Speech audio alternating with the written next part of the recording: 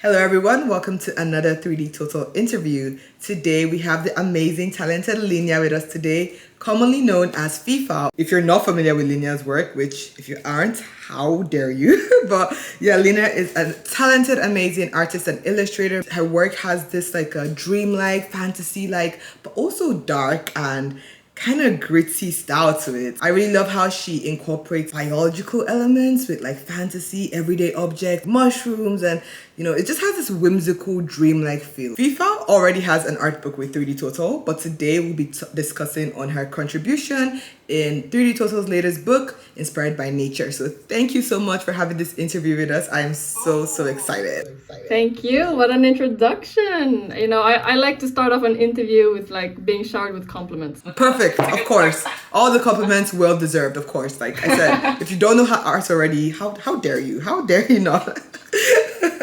So yeah, thank you so much for being here. Really do appreciate it. No, thank you. I mean, this has been an awesome project to work on, and as you said, that I have a previous book with 3D Total, but it was really fun to like collaborate with other artists and be part of something bigger this time. Before we dive into the questions, can you just take your time to introduce yourself? Tell us a bit about your artistic background, how you became the artist that you are today, and just share with us a bit of that. Yes. So, as like a very common answer between artists is that I started drawing from like a super young age. Like as soon as I was able to hold a pencil, I've loved drawing, and it was always my dream to become an artist. Which felt very easy when I was younger, because then you're not really riddled by confidence issues. So I was just drawing freely, being creative, spending all my days inside. I didn't go out much because I didn't have a lot of friends, which enabled me to get better at drawing. So sometimes when people ask me like, oh, how do you get good at drawing, I say that the trick is to not have any friends growing up, because you got nothing else to do. Yeah. So, but then as I grew older, I started becoming really insecure about my drawings. I never wanted anyone to see my work. Like I hid my sketchbook like close to my heart and never let anyone see what I made.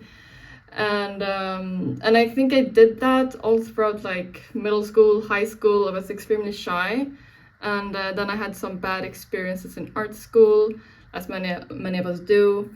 But then I started posting my art online just on a whim, just because I was like, well, I can't just draw by myself. Like someone has to see it. I have to if I'm gonna be an artist, I have to at least try, and expose myself. And so that's how I made my account Feefal, and it just kind of snowballed, and I got like this amazing response. So when I could draw and get response from people without like having to show them in person, like I could just show them anonymously on internet, it was so much easier. And like I got feedback, and I met like-minded people who like drawing the same stuff that I did. And suddenly I get like art friends for the first time that like truly made the kind of stuff that I did. And like just like immersing myself completely into that scene, it was amazing for me, and like it really rekindled my art and my confidence. And that was 8 years ago, and I've just kind of been doing that ever since. Like honestly, I think you're a very relatable artist. Like you said, like having no friends is the perfect way to improve your skills. That's the most relatable thing I've ever heard, because just like stay in your room and like draw, then you improve. It really is like the ultimate life hack if you want to get good at drawing. Like don't have friends, don't have any other hobbies, don't have any social skills, nothing, no life. Yeah, like just get good. Like yes, you're gonna have a vitamin D deficiency, and you're gonna probably end up with some like personality issues, but your art will be good, and that's what matters, right? That's perfect. I love that. Definitely. But speaking of like sticking indoors and like doing nothing, I love that. Where you were like, you said you kind of found like-minded people after like deciding to put yourself out there. It's something that lots of people struggle with, right? Like lots of people always, I know when I wanted to start my Instagram account, it took a while before like people telling me just do it, and it's like, oh, I don't really want to. I'm worried. I have all this like mindset that like, what if people find me, or what if it's doesn't work out, or what if all that. How did you deal with all that before you decided to like take the leap and be like, what, I'm just gonna do it? How did that come to you? Yeah, I actually did have, because as I mentioned before, I had this crippling anxiety about people in my close proximity seeing my art. So I started off by blocking everyone that I know, because I was like, if I'm gonna do this, I don't want anyone to see me if I fail. You know, if I block everyone that I know, then it's fine if everything blows up in my face and, you know, people end up hating me, as long as no one can see it, right? So I started off by blocking everyone, and then I had the advantage because I've always been active in the internet art community ever since I was like super young. Like not necessarily posting, but I was always commenting and engaging and collecting, and I was a big fan of a lot of internet artists before. So I kind of already knew like the language and the scene before I entered it. And so when I finally did take the dive and I knew that I could be completely anonymous, I was just free to experiment and put that knowledge that I've gathered over the years to use. So that really did give me the advantage to just jump in. I think personally for me, the only thing that's lacking was the gumption, the confidence, and which usually is like the hardest part, right?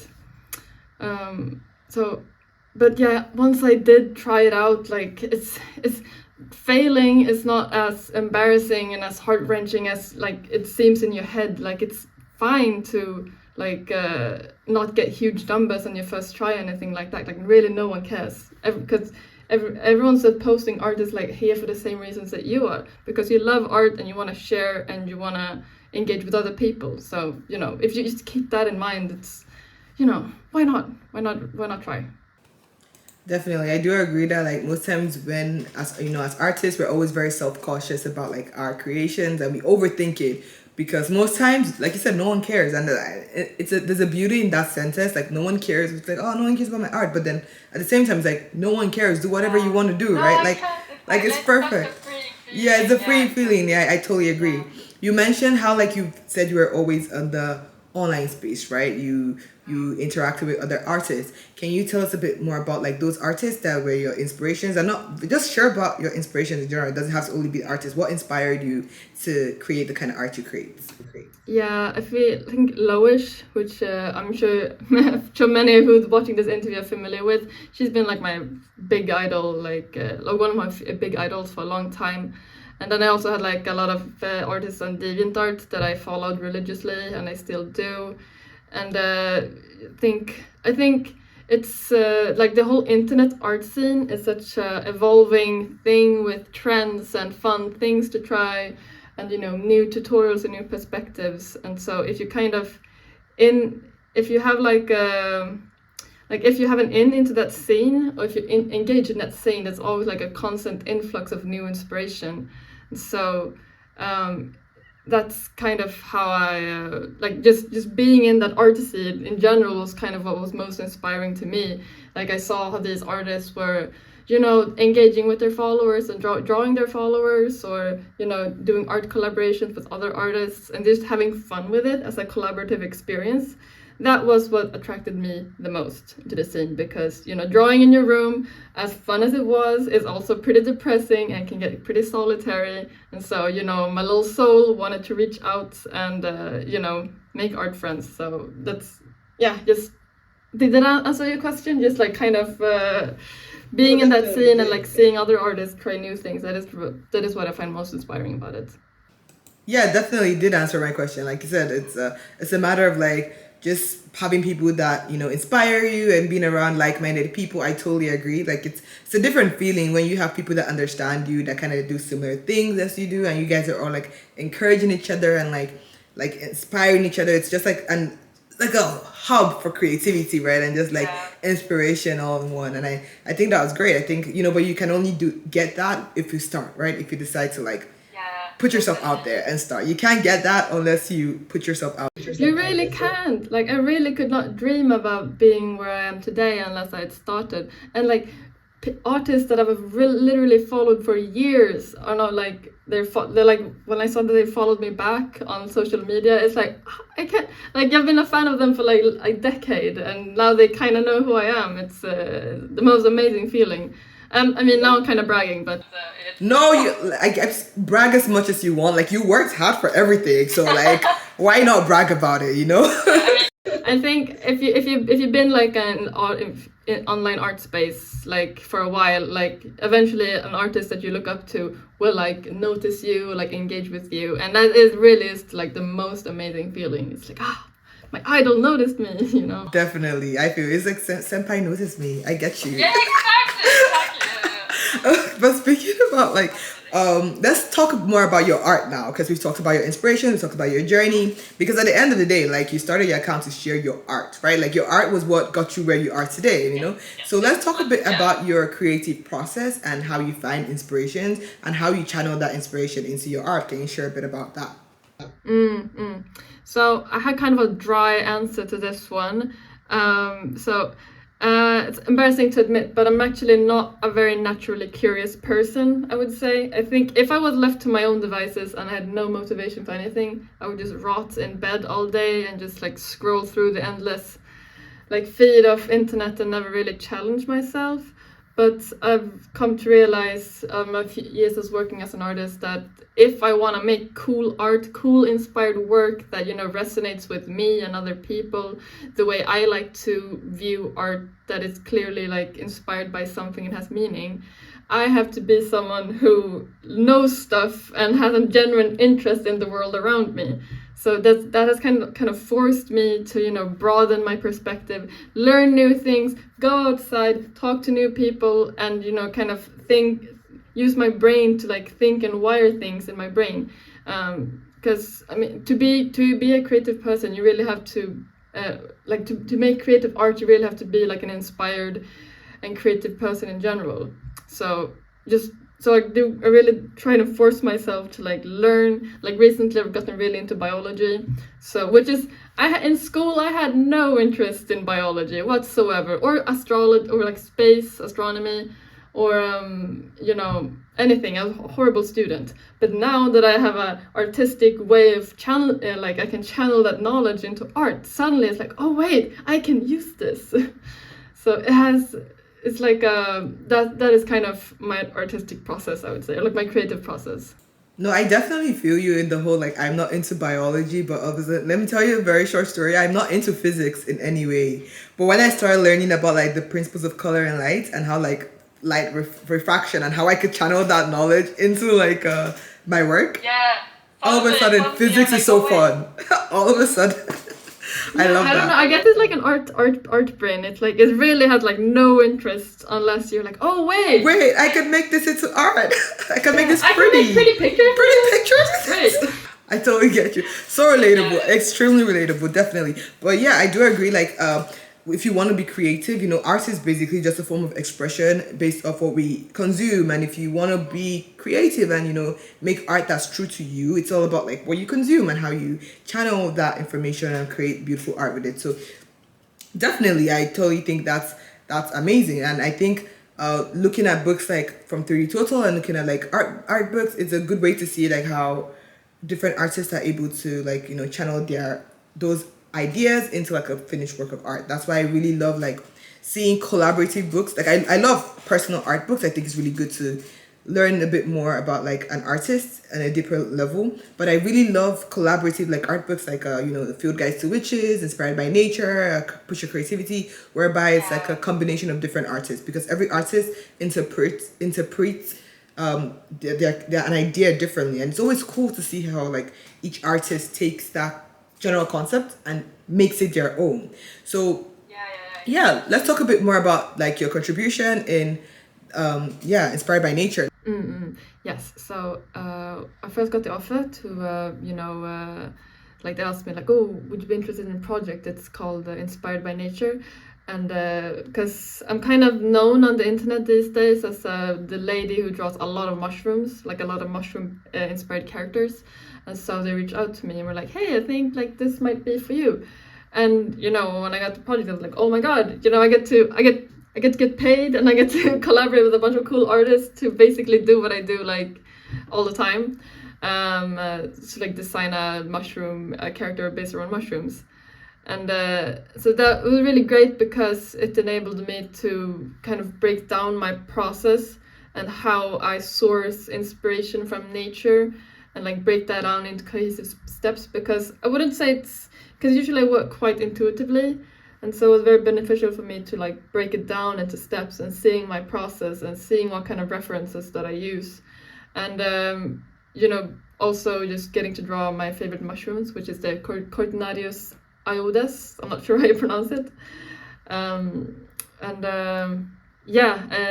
It was just a great joy to work on, and I really liked the end result as well. So, and I really hope that the people who view it will able to kind of be able to follow along my thought process.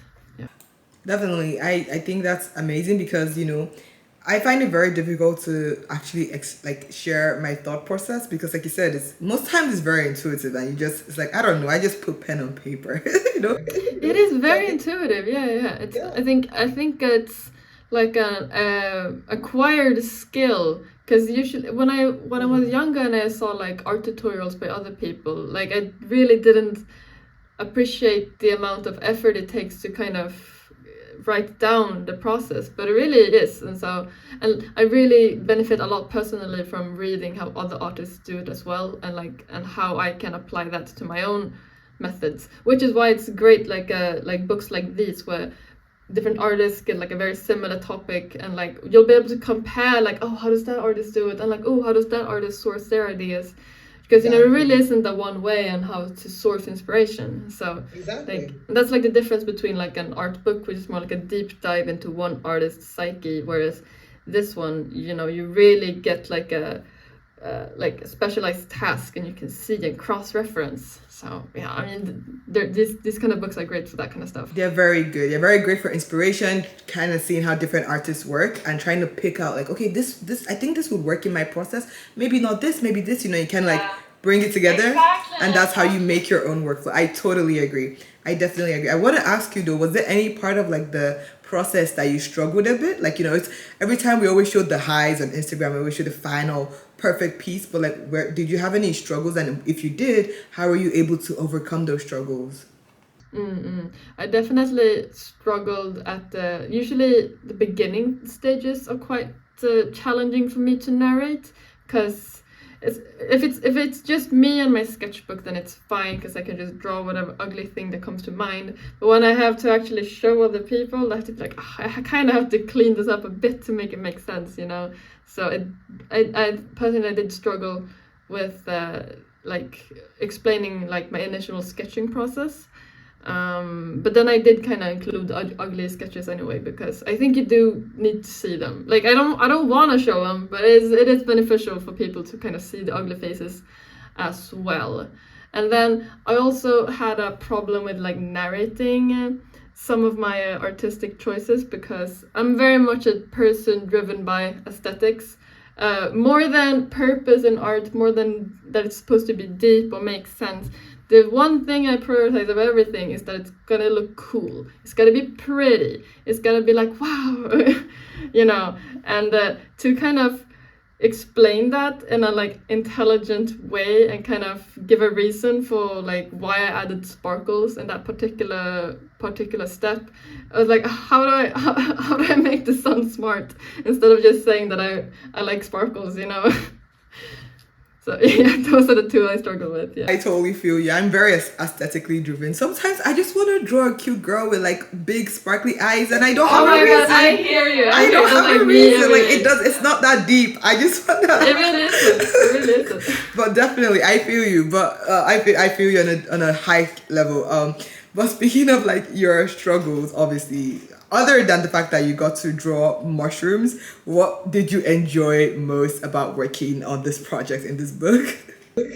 Let's see. I really what did I enjoy most? I mean, aside from drawing mushrooms and aside from getting to draw like a cute character design, I just kind of liked having a reason to do a deep dive into a topic, because usually I just kind of, I gotta draw, I gotta make a character design, and I just get it over with. But like actually getting to do a deep dive and get to know my character, because in the book we also do like analyses of our reference subject, and so I got to I drew like a diagram of everything surrounding my mushroom, and how I could source that into the character design itself. So it was really, really interesting getting to do illustrating a whole deep dive and, you know, going through all of the different parts, which it is a part of my usual process, but usually not as in depth as this one. So I really enjoyed that, and I really can't wait to like see what other artists did with the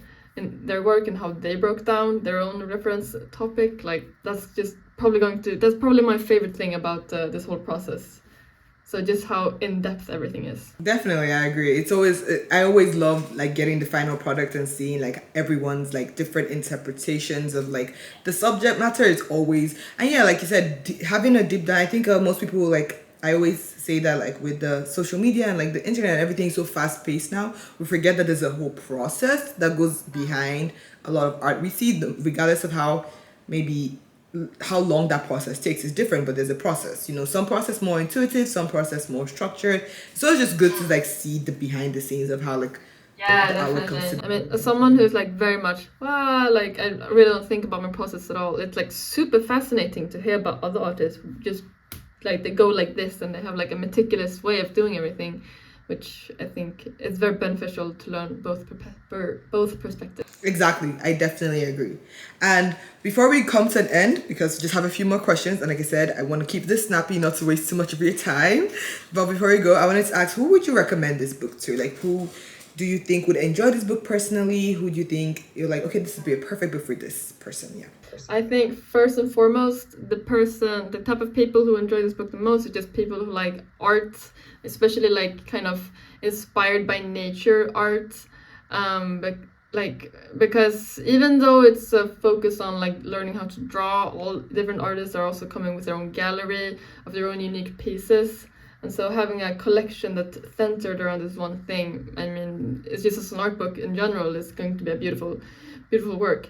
And then also people who just want to know more about the creative process of different artists, seeing how they break down shapes and things. That's probably going to be a beneficial thing for, like, if you're someone who maybe struggles with coming up with ideas and like getting into that mindset, it's like super beneficial to just hear how other artists tackle this issue.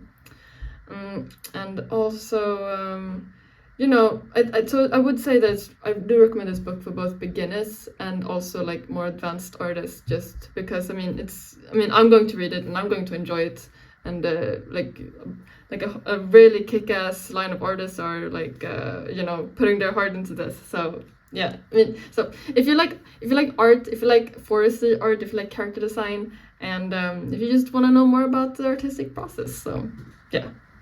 Thank you. I was gonna ask one more question, but my memory card is full, unfortunately. Okay. Thank you so much for answering. I really do appreciate it. I think I agree that this book is for everyone, from beginners to intermediate to professionals. And if you're just someone who enjoys like reading, you know, books about nature and how to channel if you're someone who's inspired by nature and you want to find how to channel that inspiration into like characters and illustrations, perfect. I totally agree. I think the main people who like this book are like, if you like weird cryptids in nature, then you're really gonna vibe with this book. Or like, if you like the kind of mushroom characters that I do, like obviously this book is for you. Definitely, I agree. Yeah. But before we end the interview, I just want to ask, do you have any advice or any type of like you know, advice for aspiring artists, beginner artists, or anyone who wants to, you know, finally get to where you are in the future, you know, work on art books, have their art career like take off? What advice do you have for them?